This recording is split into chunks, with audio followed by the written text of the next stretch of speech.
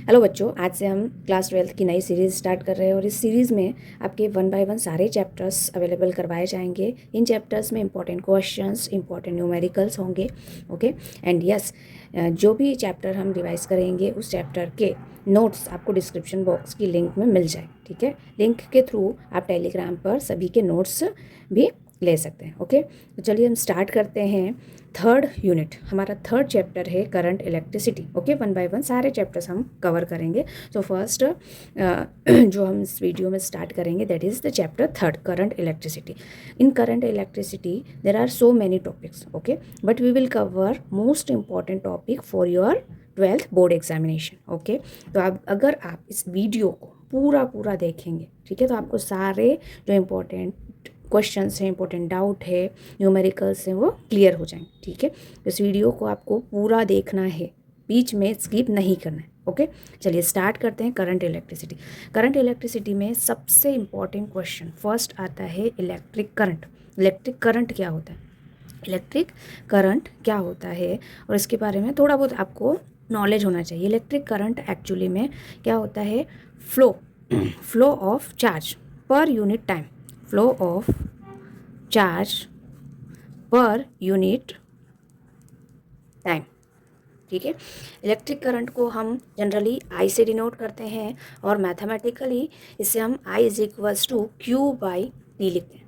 ठीक है, चार्ज के लिए हम स्मॉल क्यू या कैपिटल क्यू यूज़ कर सकते हैं and T is for time. Okay, यहाँ से अगर आप इसकी यूनिट या एसआई यूनिट की बात करें तो एसआई यूनिट क्या होता है, एसआई यूनिट इस चार्ज का क्या होता है, कूलम। ओके, सो कूलम पर सेकेंड, और कूलम पर सेकेंड को ही हम एम्पियर कहते हैं। एम्पियर एक साइंटिस्ट थे, उनके नाम पर ही करंट की यूनिट का नाम रखा गया एम्पियर। ठीक है, इसका डायमेंशनल फार्मूला जो होगा दैट इज़, ये क्या है, 7 फंडामेंटल क्वांटिटीज़ में से एक है। ठीक है, तो डायमेंशन फार्मूला होगा E। ओके, चलिए यहाँ से अगर हम Q को सब्जेक्ट करें तो Q is equals to I T होगा। ओके, और जनरली आपको बहुत सारे न्यूमेरिकल में इस तरह से देखने को मिलेगा कि Q का यूनिट और डायमेंशन फार्मूला फाइंड आउट करना होगा। ठीक है, तो यहाँ से आप Q का डायमेंशन फार्मूला फाइंड आउट कर सकते हैं। I के लिए हम A लिखेंगे और T के लिए time. Okay, so A into T is the dimension formula of charge, dimensional formula. Okay, formula of charge. चलिए अब हम एवरेज करंट की बात करें, एवरेज करंट, तो average current generally I average ये कैसे दिया जाता है, del Q by del T.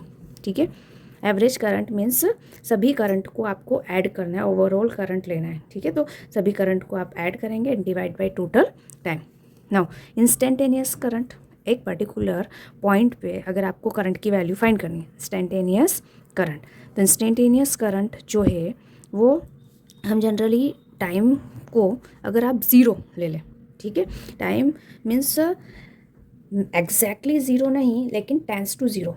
Okay, so limit of del T tends to zero अगर है तो करंट इंस्टेंटेनियस करंट हो जाएगा and del Q by del T का क्या हो जाएगा आपका, D Q by D T. I instantaneous is equals to D Q by D T.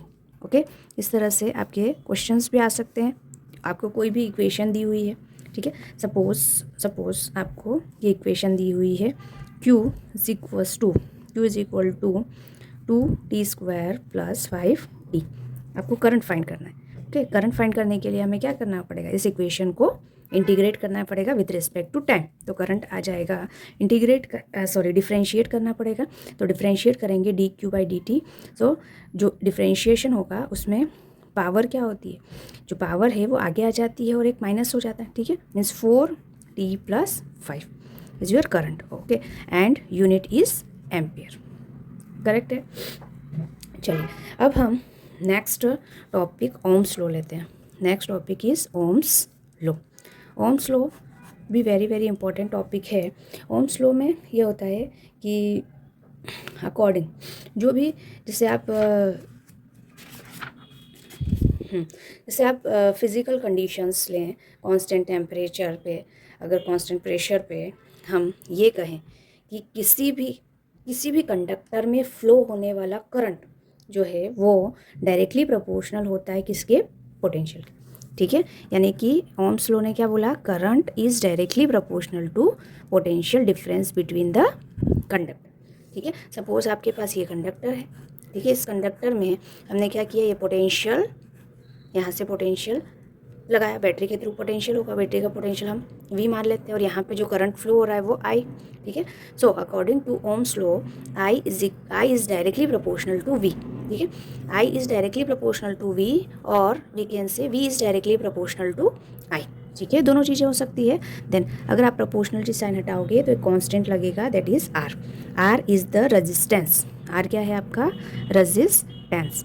Resistance एक ऐसी क्वांटिटी होती है जो कि करंट को अपोज करती है, ठीक है। मान लो इस कंडक्टर में करंट फ्लो हो रहा है, तो करंट को अपोज करने वाला जो फैक्टर है that is the resistance, okay.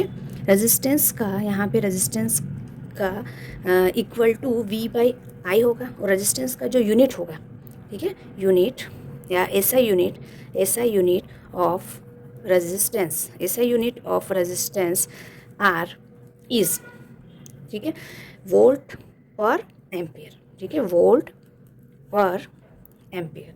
और वोल्ट पर एम्पियर को ही हम ओम कहते हैं, क्या कहते हैं, ओम, ठीक है। तो रेजिस्टेंस का यूनिट क्या हो जाएगा आपका, ओम, क्लियर। अब एक और इम्पॉर्टेंट चीज़ आती है यहाँ पे, रेजिस्टेंस जो है उसका डायमेंशन फार्मूला क्या होगा, डायमेंशनल फार्मूला किसका, रेजिस्टेंस का हमने फाइंड करना है, ओके। तो रेजिस्टेंस का यूनिट होता है V/I, okay, potential divide by current, V/I, और पोटेंशियल होता है work done on a unit positive charge, work done by charge, ठीक है, I as it is, okay. अब वर्क डन का तो आपको पता ही है, जो बेसिक फार्मूले हैं, डायमेंशन फार्मूले, वो आपको पता होना चाहिए। वर्क डन का होता है mL²T-2, ठीक है। Q का भी आपने निकाला A/T, so A/T and time की करंट के लिए A, ठीक है। आप इन सभी को कैलकुलेट करेंगे तो आपके पास फाइनल जो डायमेंशन फार्मूला होगा वो mL, okay, mL²T-3, okay, T ऊपर जाएगा तो -3 and A-2, this is the dimension formula of R। जैसे R जो है ये क्या करता है, करंट को अपोज करता है, वैसे ही रेजिस्टेंस का एक रेसिप्रोकल एलिमेंट या वेरिएबल भी होता है, ठीक है। रेजिस्टेंस का जो उल्टा होता है, रेसिप्रोकल होता है, जो कि करंट को फ्लो होने देता है, ठीक है, दैट इज कंडक्टेंस, ठीक है। इसे G से रिप्रेजेंट करते हैं, G इज इक्वल टू होता है 1/R, ओके। तो G का भी जो SI यूनिट है, या आप सिंपली यूनिट की बात करेंगे तो G का जो यूनिट होगा इसका जस्ट उल्टा, ठीक है, MHO, और ये जो साइन है वो भी आपका ऐसा उल्टा बनेगा, ठीक है। और इसका डायमेंशनल क्या होगा, इसका just opposite, M-1 L-2 T3A2, okay, this is the dimension formula, clear. Resistance जो है वो डिफरेंट क्वांटिटीज़ पे डिपेंड करता है। रेजिस्टेंस की वैल्यू लेंथ पे डिपेंड करती है एंड एरिया पे डिपेंड करती है। तो लेंथ और एरिया को हमने कंबाइन करके L/A लिया है, ठीक है। अच्छा, इस साइन को जब आप हटाओगे तो एक प्रोपोर्शनलिटी कांस्टेंट लगेगा, दैट इज रो, ठीक है। Rho is the specific resistance या रजिस्टिविटी बोलते हैं इसको, ठीक है, L/A। Rho is called specific resistance और रजिस्टिविटी, ठीक है। अच्छा, हमने ये कहा था कि जो रेजिस्टेंस है वो क्या होता है, क्या करता है, करंट को अपोज करता है। तो रेजिस्टेंस, जो एक्चुअल रेजिस्टेंस का फॉर्मूला है V/I, रेजिस्टेंस ना तो V पे डिपेंड करता है और ना ही I पे डिपेंड करता है, रेजिस्टेंस डायमेंशंस पे डिपेंड करता है, और डायमेंशन के अकॉर्डिंग हमने ये वाला फार्मूला जनरेट किया है। रेजिस्टेंस किन किन चीज़ों पे डिपेंड करता है, तो रेजिस्टेंस का जो डिपेंडेंट फैक्टर है, रेजिस्टेंस डिपेंडिंग फैक्टर्स जो हैं वो हैं आपके, फर्स्ट इज़ डायमेंशन पर डिपेंड करता है, ठीक है, मतलब लेंथ क्या है, विड्थ क्या है, okay, and dimensions and nature of material and last and third one is temperature. Okay, इन तीनों चीज़ों पे डिपेंड करता है रेजिस्टेंस। ओके, चलिए स्पेसिफिक रेजिस्टेंस को यहाँ से अगर आप सब्जेक्ट करेंगे तो रो इज इक्वल टू होगा R A divide by L. Okay, this is the specific resistance. Actually specific resistance is nothing but the resistance per unit length. Resistance per unit length में कितना है वही specific resistance हमें देगा। ठीक है, इसका SI unit and dimension formula क्या होगा? तो एसआई यूनिट तो होगा ohm, metre square metre cancel, okay, ohm into metre, and dimension formula क्या होगा? रेजिस्टेंस का अभी आपने लिखा है, क्या लिखा है? M power 1 L power 2, okay, and T power -3 A power -2, ये रेजिस्टेंस का लिखा हुआ है आर का। ठीक है, यहाँ पे देखो ए मतलब area, okay, L square and L, तो एल स्क्वायर से एल कैंसिल हो जाएगा। ओके, ओनली एल बचेगा, एल यहाँ पे मल्टीप्लाई करेंगे मतलब एल की पावर इधर 3 हो जाएगा। ठीक है, this is the dimension formula for resistivity. Okay, अब रेजिस्टिविटी का ही रेसिप्रोकल, अगर आप रेसिप्रोकल करेंगे रेजिस्टिविटी का, रेसिप्रोकल ऑफ रेजिस्टिविटी का अगर आप रेसिप्रोकल करेंगे तो रेजिस्टिविटी का जो रेसिप्रोकल है वो होता है कंडक्टिविटी। ठीक है, क्या होता है? कंडक्टिविटी, और कंडक्टिविटी को हम सिग्मा से डिनोट करते हैं। ठीक है, so sigma is equals to 1/ρ। Sigma is equal to क्या होता है? 1/ρ। ओके, तो यहाँ से सिग्मा इज इक्वल टू ये वैल्यू हो जाएगी L/R इंटू ए, और जो भी यूनिट है वो सारी चेंज हो जाएंगे। अब इसका SI यूनिट हो जाएगा आपका, SI यूनिट हो जाएगा आपका मो, ठीक है, MHO, ठीक है, या फिर इसका आप सिंबल ही लिख लें। ठीक है, मो इंटू मीटर इन्वर्स हो जाएगा। एंड डायमेंशन फार्मूला होगा M-1 L-3 T3A2। Okay, this is the dimension formula. Clear? चलिए अब हम बढ़ते हैं vector form of Ohm's law. Vector form of Ohm's law. ठीक है, देखिए हमने ओम्स लॉ में क्या पढ़ा था? तो ओम्स लॉ में हमने ये पढ़ा था V is directly proportional to I। ठीक है, and then V is equals to R into I। ओके, चलिए V is equals to R के प्लेस पे ये वैल्यू पुट करिए, तो rho L by A into I। Okay, अब रो इंटू L, ये I बाई A जो है ये आपकी एक न्यू क्वांटिटी है। ठीक है, और इसको क्या बोलते हैं हम? करंट डेंसिटी, जे स्मॉल जे से डिनोट करते हैं इससे। ठीक है, जे इज इक्वल टू होता है I by A। This is the current density current per unit area. Okay, so V is equal to rho into L, I by A के place पे आप J पुट करेंगे। ठीक है, एंड L इधर divide में ले लो, तो V by L is equal to rho into J। ठीक है, V बाई L जो होगा, ये एक रिलेशन हमने लास्ट चैप्टर में, सेकेंड चैप्टर में है, V by L। E is equal to होता है V बाई L। ठीक है, E is equal to V by L, तो इसके प्लेस पे पोटेंशियल और इलेक्ट्रिक फील्ड में relation, so E is equal to rho into G। Okay, here अगर वेक्टर फॉर्म में लिखे तो E is equal to rho J vector. Okay, और J vector is equal to 1/ρ into E। ठीक है, 1/ρ, तो J vector is equal to 1/ρ के place पे आप क्या लिखोगे? सिग्मा, क्योंकि यहाँ पे आपने सिग्मा लिया है, so E। This is the vector form of Ohm's law. Okay, Ohm's law का वेक्टर फॉर्म है। अब कुछ इम्पोर्टेंट पॉइंट्स हैं। हाँ जी, ये भी बता दें कि जो इलेक्ट्रिक करंट डेंसिटी है, इलेक्ट्रिक करंट स्केलर क्वांटिटी है। इलेक्ट्रिक करंट जो है I, वो स्केलर क्वांटिटी है, कि पर्टिकुलर डायरेक्शन नहीं होती है, लेकिन वो टेंसर क्वांटिटी में होता है। ठीक है, तो हम यहाँ पे इलेक्ट्रिक करंट को स्केलर क्वांटिटी कहेंगे। एंड करंट डेंसिटी, ये जो J है, that is the vector quantity. Clear? अब देखिए जो ओम्स लॉ है, ओम्स लॉ की लिमिटेशंस क्या है? ठीक है। सभी जो भी मेटल्स हैं वो ओम्स लॉ को फॉलो नहीं करते हैं, ठीक है। जो ओम्स लॉ को फॉलो नहीं करते हैं वो कंडक्टर होते हैं नॉन ओमिक कंडक्टर्स, ठीक है। जैसे सेमीकंडक्टर में डायोड, ट्रांजिस्टर, ये सब ओम्स लॉ को फॉलो नहीं करते हैं, ठीक है। ओम्स लॉ में V is directly proportional to I है, तो ओम्स लॉ के अकॉर्डिंग जो ग्राफ होगा, ठीक है, V और I के बीच में जो ग्राफ होगा वो स्ट्रेट लाइन होना चाहिए, और कुछ कुछ कंडक्टर्स में ये स्ट्रेट लाइन नहीं होता है, ठीक है। So they are called non ohmic conductors. Clear. चलिए, ड्रिफ्ट वेलोसिटी क्या होता है? ड्रिफ्ट वेलोसिटी, ठीक है।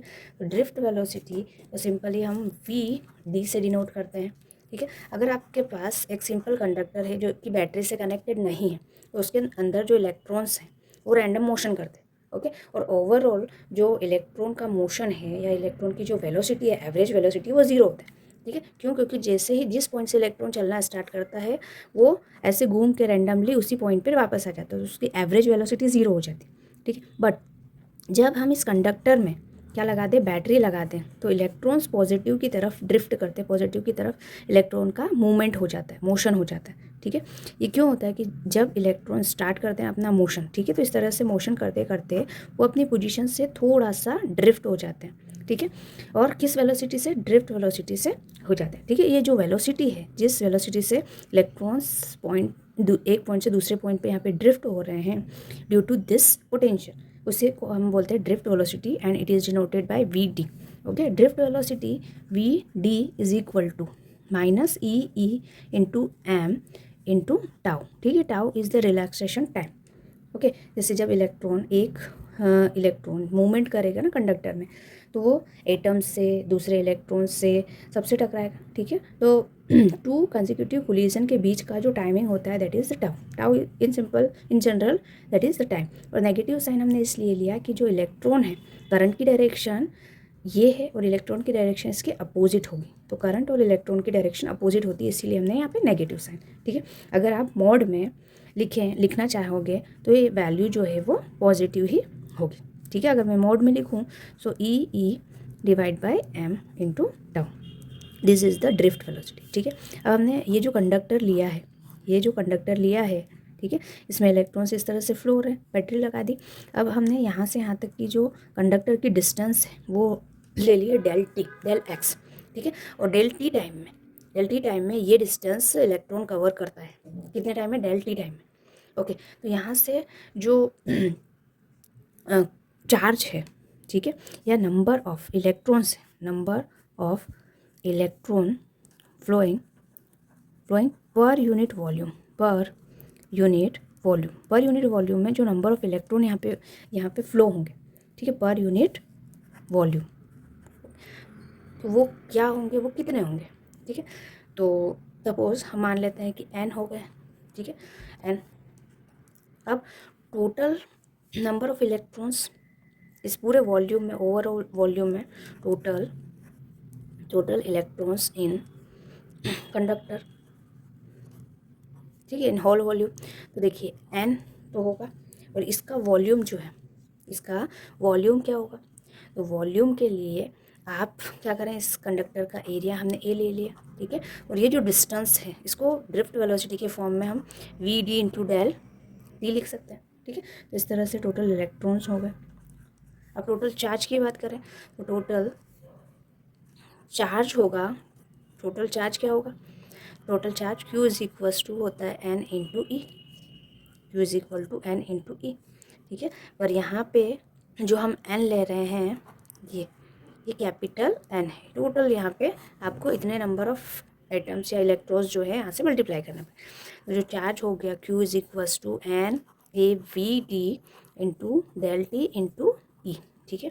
और Q का फॉर्मूला हमने अभी पढ़ा करंट के रिस्पेक्ट में, I इंटू डेल T, ठीक है, NAVD del T into E, del T से del T cancel, so I is equal to NEAVD, this is the current, okay. तो इतना करंट इस कंडक्टर में से फ्लो होगा, this equation shows the relation between current and drift velocity also, okay. तो हमने ये रिलेशन फाइंड आउट कर लिया। अब मैं मोबिलिटी की बात कर रही थी। तो जो मोबिलिटी होता है, मोबिलिटी को हम म्यू से जनरली डिनोट करते हैं, और जो मोबिलिटी होगा वो drift velocity per unit electric field होता है। Okay, drift velocity per unit electric field mu is equals to V D की वैल्यू आपने ये लिखी थी। देखिए, आपको पॉजिटिव वैल्यू भी लेनी, ई इंटू एम टाउ और डिवाइड बाई ई। ठीक है, तो ई से ई कैंसिल, तो drift velocity mu is equals to E into tau divide by M. ये आ गई आपकी ड्रिफ्ट वेलोसिटी, जो वेलोसिटी सॉरी मोबिलिटी। ओके, अब इसका अगर आपको यूनिट पूछें तो वेलोसिटी का यूनिट क्या होता है? वेलोसिटी का यूनिट होता है मीटर पर सेकेंड। ठीक है, metre per second. And electric field का यूनिट क्या होता है? Is equals to force divide by charge. ठीक है, तो न्यूटन पर कूलम। ओके, तो एम मतलब metre into coulomb divide by newton into second. ठीक है, न्यूटन को आप कन्वर्ट भी कर सकते हैं। तो इस तरह से हम मोबिलिटी को डिफाइन कर लेते हैं। क्लियर? चलिए नेक्स्ट टॉपिक हम करते हैं। हाँ, रजिस्टिविटी का मैंने एक और फार्मूला जो टेम्परेचर पर डिपेंडेंस होता है वो हम यहाँ पर इंपॉर्टेंट फार्मूले हैं, इसमें एक बार लिख लेते हैं। R is equals to R naught 1 plus alpha del T. Alpha जो है वो कोएफिशिएंट है जो कि मेटल पे डिपेंड करता है, कौन सा मेटल हम ले रहे हैं उस हिसाब से वैल्यू हो जाएगी। डेल टी टेम्परेचर में change, R not is the initial resistance and R is the final resistance. Okay, so this is the formula which we can use. Clear? Now next is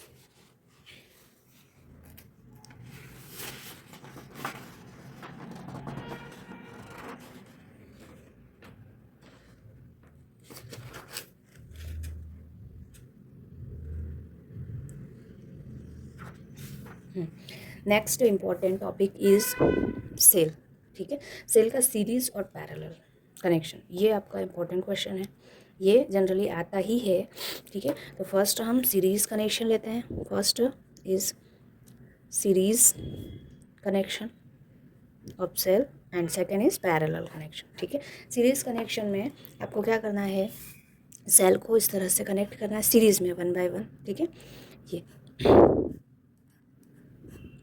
suppose first cell है आपका EMF E1, ठीक है, and second one is E2।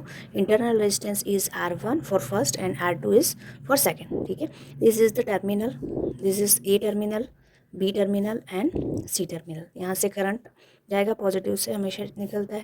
ठीक है, तो current की direction आपकी ये होगी। अब इन दो सेल को अगर आप सीरीज़ में कंबाइन करें तो जो इक्विवेलेंट सेल होगा उसका रिप्रेजेंटेशन आपका इस तरह से होगा। This is equivalent EMF and equivalent internal resistance. ठीक है, और आपका जो टर्मिनल है that is A and C। अब किस तरह से होगा ये हम फाइंड आउट करते हैं। हमें पता है कि जो सीरीज़ होता है, सीरीज़ में करंट तो सेम होता है। क्या सेम होगा भाई? करंट सेम होगा, but potential is different. Potential will be different, potential different होगा। ठीक है, तो हम क्या करते हैं कि यहाँ से पोटेंशियल को ही फाइंड आउट कर लेते हैं। क्या करते हैं? पोटेंशियल अगर मैं A B टर्मिनल में फाइंड आउट करूँ तो यहाँ पे A B टर्मिनल में जो पोटेंशियल होगा, किरचॉफ्स लॉ का हम यूज़ करेंगे, वो मैं आपको अभी थोड़ी देर में बताती हूँ क्या है। लेकिन आपको ये करना है किरचॉफ्स लॉ में कि अगर आप कोई बैटरी ले रहे हो, ठीक है, तो अगर आप इस डायरेक्शन में जा रहे हो तो आपका जो एंडिंग पॉइंट है पॉजिटिव, तो आपको वोल्टेज को पॉजिटिव लेना है। ठीक है, और जो करंट और आपकी जो डायरेक्शन अगर सेम है तो करंट के रिस्पेक्ट में जो वोल्टेज होगा वो नेगेटिव लेंगे।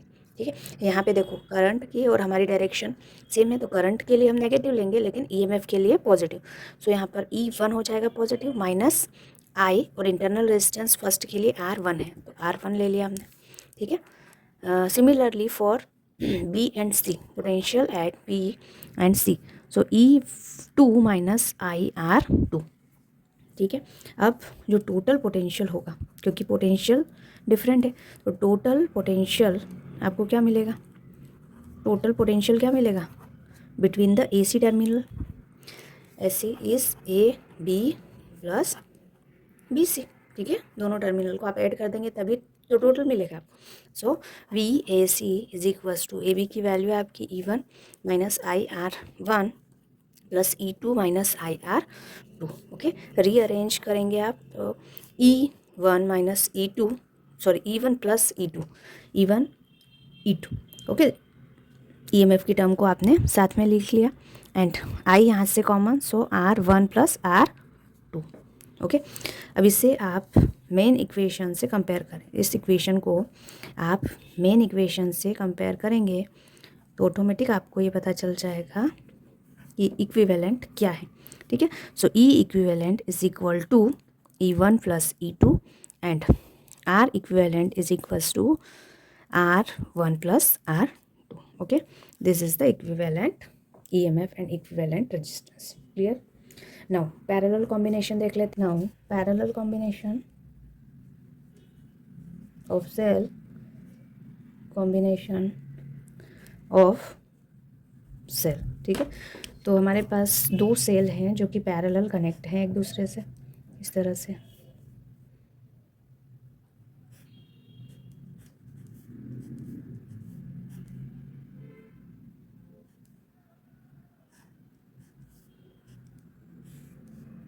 ठीक है, यहाँ पे एंड है A and this is B। इसका EMF है E1, internal resistance R1, E2 and R2। Current will be distributed in parallel combination. Okay, total current अगर आप I ले रहे हैं तो जो डिस्ट्रीब्यूशन है I1 एंड I2। ओके, यहाँ पर I1 होगा and that is I2। Total current is I, total current is I। Okay, ये अगर हम इक्विवेलेंट सेल्स में कन्वर्ट करें इस कॉम्बिनेशन को तो आपका इक्विवेलेंट हो जाएगा इस तरह से। Okay, this is A terminal, B terminal and this is E equivalent, R equivalent. Okay, अब इन दोनों की वैल्यू कैसे आएगी ये हमें पता करना है। Main thing is current distribute. Current क्या होता है, डिफरेंट होता है। ओके, तो हमें क्या करना है, करंट पर फोकस करना है। ठीक है, and potential will be same, potential will be same. Okay, तो जो टोटल करंट होगा I is equal to I1 plus I2 होगा।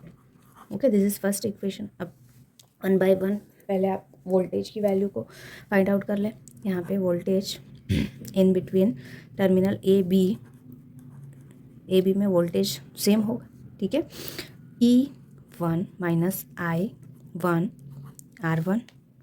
ओके, एंड VAB ये दोनों सेम है तो हम V ही ले लेते हैं। Okay, E2 minus I2 R2। Clear?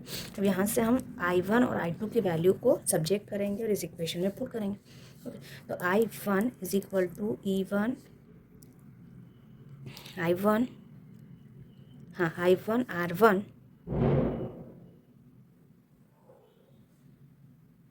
I1 R1 E1 minus V। Okay, तो I1 इज इक्वल्स टू हो जाएगा E1 minus V by R1। Okay, इसको अगर आप सेपरेट करेंगे तो आपके पास I1 होगा E1 divide by R1 minus V by R1। Okay, and I2 की वैल्यू हो जाएगी E2 divide by R2 minus V by R2। Clear? अब I1 और I2 की वैल्यू को यहाँ पे पुट कर दीजिए। ठीक है, सो फ्रॉम इक्वेशन फर्स्ट में ये वैल्यू को आपको पुट करना है। I is equal to E1 by R1, okay, minus V by R1 plus E2 by R2 minus V by R2। Okay, terms को थोड़ा सा अरेंज कर लीजिए। I is equals to E1 R1 plus E2 R2 minus यहाँ से V common, so 1 by R1 plus 1 by R2। Okay, I is equal to E1 R1 okay plus E2 R2 minus V, यहाँ से हम R1 plus R2 divide by R1 into R2 हमने क्या किया, LCM ले लिया, ठीक है। इस इक्वेशन को, इस टर्म को इधर लेके आएंगे, सो प्लस में हो जाएगा v into R1 plus R2 divide by R1 into R2, ठीक है। E1 यहाँ पे भी एलसीएम ले लो, E1 R2 plus E2 R1 divide by R1 R2, clear. और I इधर आ जाएगा, तो यहाँ पे आ जाएगा I V is equal to E1 R2 plus E2 R1 divide by R1 R2, ठीक है। अब इस इक्वेशन को हटाना है तो आपको क्या करना है, इसका रेसिप्रोकल का यहाँ पे मल्टीप्लिकेशन, तो R1 R2 divide by R1 plus R2 करना होगा आपको, ठीक है, minus I R1 R2 divide by R1 plus R2, ठीक है। R1 से ये कैंसिल हो गया, so V is equals to E1 R2 plus E2 R1 divide by R1 plus R2 minus I R1 2 1 R2, ठीक है। इस इक्वेशन को आप V is equals to E minus I R से कंपेयर करेंगे, ठीक है। सो E इक्विवेलेंट और R इक्विवेलेंट आ जाएगा आपके पास, E equivalent is equals to E1 R2 plus E2 R1 divide by R1 plus R2, ठीक है। एंड R ई इक्विवेलेंट जो होगा, R इक्विवेलेंट होगा वो होगा R1 R2 divide by R1 plus R2, ठीक है। इसका मतलब हम इस तरह से लिख सकते हैं 1 बाई R इक्विवेलेंट जो होगा वो 1 by R1 plus 1 by R2, ठीक है। और E equivalent divide by R equivalent करेंगे तो E1 R1 and E2 R2, ठीक है, क्लियर। ये आपको करना है और अच्छे से करना है क्योंकि इसके आने के चांसेस ज़्यादा हैं बोर्ड एग्ज़ाम, क्लियर। जिसकी थियरी आपको बुक में से देख लेनी है या फिर मैं नोट्स जो सेंड करूँगी उसमें से आपको थियरी पढ़ लेनी, ओके। थियरी के साथ ही डेरिवेशंस को लिखना है। अभी टाइम की कमी होने के कारण मैं आपको वर्ड टू वर्ड नहीं दे रही, ओके। चलिए, ओके। अब देखिए आपका क्वेश्चन नंबर 3.4, ठीक है। This is important question, example 3.4। अब हम कुछ एग्जाम्पल्स करेंगे इम्पॉर्टेंट, कुछ न्यूमेरिकल्स करेंगे इम्पॉर्टेंट, ओके। चलिए, इसमें लिखा हुआ है resistance of a platinum wire of platinum resistance thermometer at the ice point is 5 ओम, ठीक है। आइस पॉइंट पे प्लेटिनम वायर का जो रेजिस्टेंस है वो 5 ओम है और स्टीम पॉइंट पे ये जो है रेजिस्टेंस 5.23 ओम हो जाता है, ओके। स्टीम पॉइंट पे रेजिस्टेंस बढ़ जाता है, रेजिस्टेंस 5.23 हो जाएगा, ओके। तो इनिशियली अगर आप आइस पॉइंट की बात करें, इसकी बात करें, आइस पॉइंट की बात करें, आइस पॉइंट की बात करेंगे तो आइस पॉइंट मतलब 0 डिग्री पे, ठीक है। 0 डिग्री मतलब इनिशियल कंडीशन, तो इनिशियल पे जो रेजिस्टेंस है R0 दैट इज़ 5 ओम, और स्टीम पॉइंट, आइस पॉइंट मतलब 0 डिग्री, ठीक है। और स्टीम पॉइंट मीन्स 100 डिग्री, तो स्टीम पॉइंट मतलब आपका फाइनल पॉइंट। स्टीम पॉइंट पे जो रेजिस्टेंस है वो फाइनल मान लो, तो उसकी जो वैल्यू आपकी दी हुई है R100 that is 5.23 ohm, okay. When the thermometer is inserted in hot bath, अगर हम हॉट बाथ में थर्मोमीटर को रखें तो resistance of platinum wire is 5.795। अगर हम थर्मोमीटर को हॉट बाथ के अंदर रखें तो जो रेजिस्टेंस है वो 5.795 हो जाता है। तो आपको टेम्परेचर कैलकुलेट करना है बाथ का, ठीक है। तो इनिशियल वैल्यू तो ये है जो कि कॉमन होगी इसके लिए भी और नेक्स्ट के लिए भी, ठीक है। स्टीम पॉइंट के लिए हमें टेम्परेचर दिया हुआ है और नेक्स्ट जो रेजिस्टेंस दिया हुआ है आपको 5.795 ओम, ठीक है। इसके लिए हमें टेम्परेचर नहीं दिया हुआ है, वही टेम्परेचर आपको फाइंड आउट करना है, ठीक है। तो आप क्या करोगे, इन दोनों का कॉम्बिनेशन लोगे और इन दोनों का कॉम्बिनेशन लोगे, ये इनिशियल वैल्यू इन दोनों के लिए, okay. So we know that formula आप सभी को पता है, R is equals to R0 1 plus alpha del T, ठीक है। कैपिटल टी बना दीजिए, ये फॉर्मूला हम सभी को पता है, ओके। चलिए, अब इसमें अगर हम इन दोनों पॉइंट को लें या फिर आप, हाँ, इन दोनों पॉइंट को ले सकते हैं। So R100 is equals to R0 1 plus alpha, 100 means 100 minus 0 हो जाएगा, ठीक है। So R100 minus is equal to R0 and 1 plus alpha into 100 हो गया, अल्फ़ा इंटू 100, ठीक है। R 100 is equals to, bracket में आप मल्टीप्लाई करोगे R naught plus R naught alpha into 100. Okay, so R 100 minus R naught और divide bye यहाँ पे आर नॉट कर सकते हैं एंड अल्फ़ा इंटू 100. ओके, इस तरह से फाइनल वैल्यू आएगी.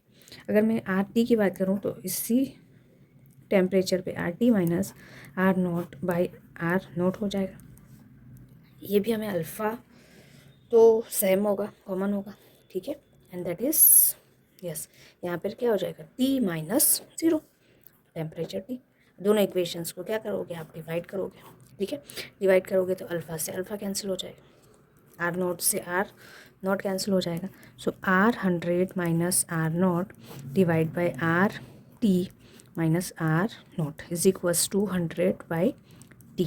ठीक है, आर 100 की वैल्यू कितनी है, कितनी है आपकी, ठीक है. टेम्परेचर को सब्जेक्ट करेंगे, वैल्यूज़ पुट कर लो पहले. आर 100 की जो वैल्यू है that is 5.23 minus 5 and 5.795 minus 5 is equals to 100 divide by T. जब आप इसे कैलकुलेट करेंगे तो जो टेम्परेचर है आपका वो होगा, वो आ जाएगा 345.65 डिग्री सेल्सियस. ठीक है, अब इसको आप कैलकुलेट कर लीजिए. This is important question. Now next example 3.5. इसमें आपको रेजिस्टेंसेस 12 रेजिस्टेंसेस इस तरह से लगाए हुए हैं क्यूब पे. ठीक है, पहले तो आप क्या करोगे, एक क्यूब बना लोगे. ठीक है, इस तरह से हमारे पास एक क्यूब दिया हुआ है, इस पे रेजिस्टेंसेस हैं.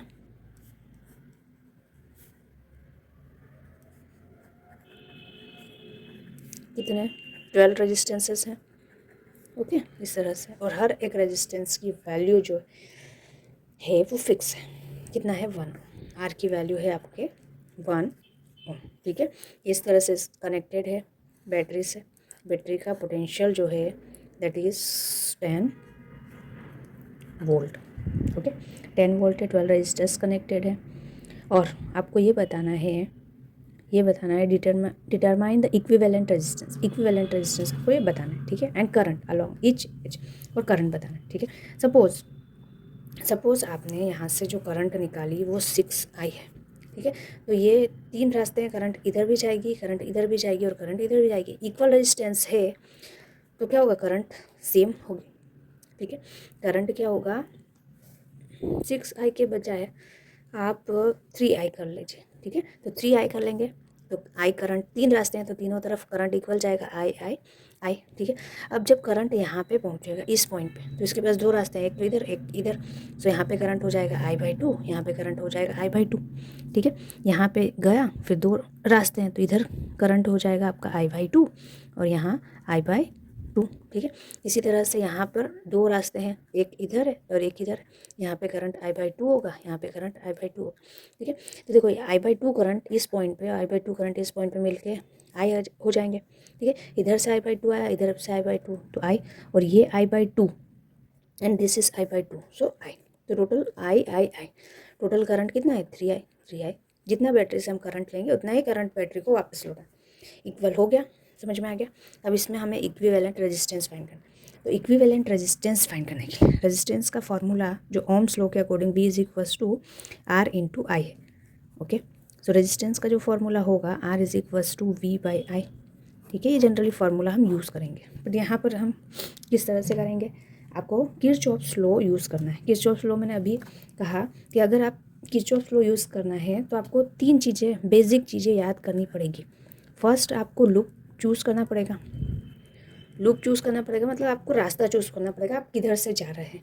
ठीक है, सपोज आपके पास ये रेजिस्टेंस है, ये बैटरी है. ठीक है, रेजिस्टेंस है इसका मान लो R है. ठीक है, और करंट यहाँ पे I गया, इसका पोटेंशियल है V. ठीक है, तो सपोज आपने इस तरह से लूप चूज़ किया, क्लॉकवाइज लूप चूज़ कर लिया इसमें. अब आपको क्या करना है, यहाँ पे घूमे आप. ठीक है, अब करंट की डायरेक्शन और आपकी डायरेक्शन अगर सेम है, करंट एंड लूप की डायरेक्शन अगर सेम है, दोनों की डायरेक्शन अगर सेम है, तो आपको जो वोल्टेज लेना है वो नेगेटिव लेना है. ठीक है, और करंट और आपकी जो डायरेक्शन है वो अपोजिट है तो आपको पोटेंशियल पॉजिटिव लेना है, ठीक है। और लास्ट में बैटरी, ठीक है, बैटरी आप इस तरह से जा रहे हो, ऐसे जाओगे और इधर ही जाओगे, आपका जो डायरेक्शन है वो इधर साइड बनेगा। तो अगर आपका डायरेक्शन ये है, लास्ट में पॉजिटिव आ रहा है तो वोल्टेज जो है वो पॉजिटिव हो, ठीक है। लास्ट में अगर आपका नेगेटिव आ रहा है, आप जा रहे हो इधर और आपका नेगेटिव आ रहा है, तो यहाँ पे वोल्टेज की वैल्यू नेगेटिव होगी। बस यही तीनों रूल्स हैं किरचॉफ्स लॉ में, ठीक है। तो चलिए अब इस पर्टिकुलर क्वेश्चन में किरचॉफ्स लॉ हम यूज़ करें, ठीक है। किरचॉफ्स लॉ यूज़ करने के लिए एक क्लोज पाथ होना चाहिए, तो हमने ये वाला क्लोज पाथ यूज़ कर लिया, ए बी सी डी, ठीक है, ए बी। कौन सा लूप हमने चूज़ किया, A B C D A, ये वाला इस तरह से हम जा रहे हैं, ठीक है। सपोज यहाँ से हमने स्टार्ट किया चलना, अब यहाँ पे जो करंट है, करंट की वैल्यू कितनी है 1, तो टोटल वोल्टेज जो है, वोल्टेज ड्रॉप है वो आई हो जाएगा यहाँ पे, ठीक है। ऐसे जा रहे हो, करंट भी ऐसे जा रहे हो तो यहाँ पे माइनस हो जाएगा। यहाँ पे सेम डायरेक्शन है तो माइनस I/2, ठीक है। वोल्टेज रेजिस्टेंस की वैल्यू तो 1 है तो लिखने की ज़रूरत नहीं, ठीक है। यहाँ पे भी सेम डायरेक्शन में तो I, एंड देन फिर आप गए ये पॉजिटिव 10 वोल्ट, ठीक है, is equal to total circuit complete, total voltage is 0। इन तीनों को अगर आप ऐड करोगे और 2 का एलसीएम लोगे तो 2 यहाँ पे मल्टीप्लाई, यहाँ पे मल्टीप्लाई, 4 हो गया एंड 5, ओके। और ये नेगेटिव इधर जाएगा तो पॉजिटिव हो जाएगा, okay. So 5I/2 is equal to 10, okay. So I is equals to 10 into 2/5, then I is equals to 5 2 sa, wait, yes, 5 2 sa 10, that is 4 ampere. तो 4 एम्पियर आपका जो है वो करंट होगा, ठीक है। आई के प्लेस पे आप 4 पुट करेंगे तो जो टोटल करंट है आपका, टोटल करंट आपका जो फ्लो है वो है 12 एम्पियर, ठीक है।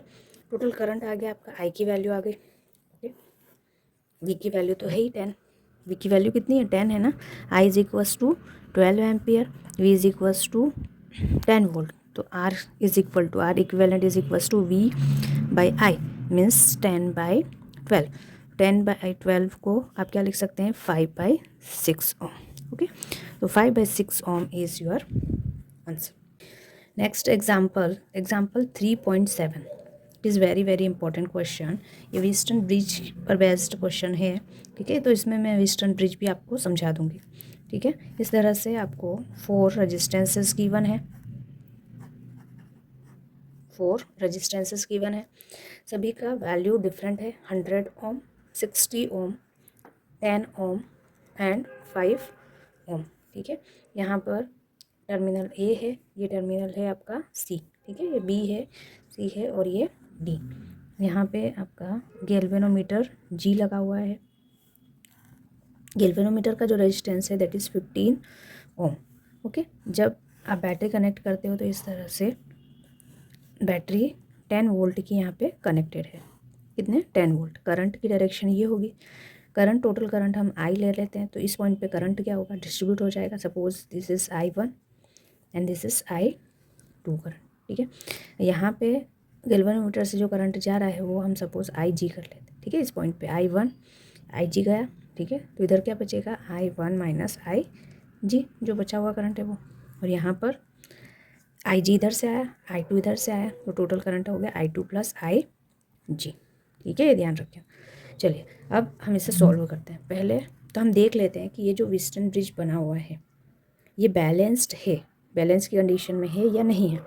जब भी बैलेंस की कंडीशन में है तो इस तरह से आपके जो 4 रजिस्टेंसेस हैं, ये रेजिस्टेंस, ये वाला और ये वाला, ठीक है, R1 R2 R3 and R4। अगर वेस्टर्न ब्रिज बैलेंस की कंडीशन में है तो जो रेशियो है R1 divide by R2 and R3 divide by R4 वो रेशियो सेम होगा। अगर रेशियो सेम है तो गैल्वेनोमीटर से कोई भी करंट फ्लो नहीं होगा, यानी कि ये वाला जो रास्ता है ये पूरा बंद हो जाएगा, ठीक है। इसके होने का कोई मतलब ही नहीं है। तो डायरेक्टली आप ऐड कर सकते हो सीरीज़ में और फिर पैरेलल। बैलेंस की कंडीशन में हमें ये करना है, लेकिन यहाँ पे तो 100/60 करें और 10/5 करें तो ये तो रेशियो इक्वल नहीं हो रहा है, मतलब ये अनबैलेंस की कंडीशन है। अनबैलेंस की कंडीशन में हम क्या करेंगे, किरचॉफ्स लॉ यूज़, ठीक है। So using Kirchhoff's law, Kirchhoff's law का आप यूज़ करें। ठीक है, वन बाय वन आपको क्या करना है, लूप चूज़ करना है। लूप को इस तरह से मैंने क्लॉकवाइज ले लेती हूँ, यहाँ पर भी हम क्लॉकवाइज ले लेते हैं और इधर भी क्लॉकवाइज। ठीक है, क्लॉकवाइज एंटी क्लॉकवाइज आपको जो लेना है, हम क्लॉकवाइज ले लेते हैं। अब हमने जो लूप लिया है, एक तो लूप लिया है ए बी बी ए, इसमें जब आप किरचॉफ्स लॉ यूज़ करेंगे तो देखो करंट की डायरेक्शन और हमारी डायरेक्शन सेम है, तो माइनस में हो जाएगा 100I1 एंड -15IG, और ये अपोजिट डायरेक्शन में तो प्लस हो जाएगा, +50I2, okay, is equal to 0। Complete हो गया लूप आपका। ओके, अब जो भी वैल्यू है नेगेटिव में पॉजिटिव में थोड़ा सा आप अरेंज करो। देखो अगर कैंसिल होगा तो कैंसिल करो, ये 2 से कैंसिल 5 से कैंसिल हो रहा है। ओके, तो 5 2 सा 10, 20I1 -3IG +10I2। ठीक है, नेगेटिव वाली जो वैल्यू है वो उधर रख लीजिए, सो 10I2, ये नेगेटिव वाली एज इट इज़ रहने दीजिए। ठीक है, 10I2 इसको साइन को आप कॉमन ले लीजिए, तो 20I1 पॉजिटिव हो जाएगा। ठीक है, ये नेगेटिव हो जाएगा और ये वाला पॉजिटिव हो जाएगा, 3IG इज इक्वल टू 0। ये इक्वेशन आपका 1 हो गया। ठीक है, equation number first 20I1 10I2 and 60IG IG is 15 ना, यस 15, तो 16IG कहाँ से हो जाएगा भाई साहब। चलिए, this is equation number first. यहाँ पे देखो IG × 15 है। ओके, तो 15 का आपको मल्टीप्लाई करके this is equation first. Second आप लूप लेंगे, सेकेंड वाला लूप कौन सा लिया आपने, BCD ले लिया। ठीक है, यहाँ पे सेम डायरेक्शन आपकी, तो माइनस हो जाएगा 10I1 -IG। ठीक है, अब अपोजिट डायरेक्शन तो प्लस हो जाएगा, +5I2 +IG। ओके, और ऊपर गए तो opposite direction +15IG is equal to 0। ठीक है, -10I1 minus +10IG +5I2 +5IG +15IG is equal to 0। ठीक है, 5 + 15 20 और 10 30। Okay, 30 and yes -10I1 +5I2 +30 30IG is equal to 0। 5 से कैंसिल कर दीजिए, तो -2I1 +I2 +6IG is equal to 0। Second वाली इक्वेशन आपकी ये बन गई। Okay, this is equation number second. अब आप थर्ड लूप ले लीजिए। थर्ड वाला जो लूप है, लूप ABCA। अब यहाँ पे आपने यहाँ से चलना स्टार्ट किया है, तो 60I2। ठीक है, यहाँ से -5I2 +IG, फिर आप इससे गए 10 + 10 इज इक्वल टू 0। कैलकुलेट करेंगे, -60I2 -5I2 -5IG is equal to 10। Okay, 5 से कैंसिल हो जाएगा ये 65, ये 65I2 -5IG is equal to 10। 5 से कैंसिल करिए, सो 13 एक minute, 5 × 5 13I2। Okay, -IG is equals to 2। Clear, plus में आएगा, yes is positive. Okay, this is equation number third. तो इक्वेशंस, ये सारी इक्वेशंस जो हैं आपकी 15IG। ओके, इन तीनों इक्वेशन को from equation first, second and third first second third से जब आप कैलकुलेट करेंगे तो आपके पास IG की वैल्यू होगी 4.87 milliampere. Okay, this is the answer. Clear? आपका प्लस माइनस में चेंज हो सकता है। Okay, so don't worry about it. Now next question, this is exercise question. Exercise का वैसे तो सारे क्वेश्चन सिंपल है, इसी तरह का एक और क्वेश्चन एक्सरसाइज में, वो भी आप कर लीजिएगा। एक इम्पॉर्टेंट क्वेश्चन है exercise 3.5। A silver wire has a resistance. Silver wire का जो रेजिस्टेंस है वो आपको गिवन है 2.1 ओके ओम एट 27.5 डिग्री पे। ओके, सो R1 की जो वैल्यू है वो 2.1 है and T1 is 27.5 degree Celsius and R2 is 2.7 and T2 is equals to 100 degree Celsius. आपको डिटरमाइन करना है टेम्परेचर ऑफ कोएफिशिएंट, अल्फ़ा की वैल्यू को फाइंड करना। ठीक है, आपने ये फॉर्मूला पता है आपको, R2 final minus initial divide by initial is equals to alpha del T. Okay, ये फॉर्मूला हमें पता है। इनिशियल जो वैल्यू है वो आपको क्या लेना है, 27.5। ओके, सो अल्फ़ा की जो वैल्यू है, अल्फ़ा को अगर आप सब चेक करेंगे तो alpha is equals to R2 minus R1 divide by R1 and divide by del T.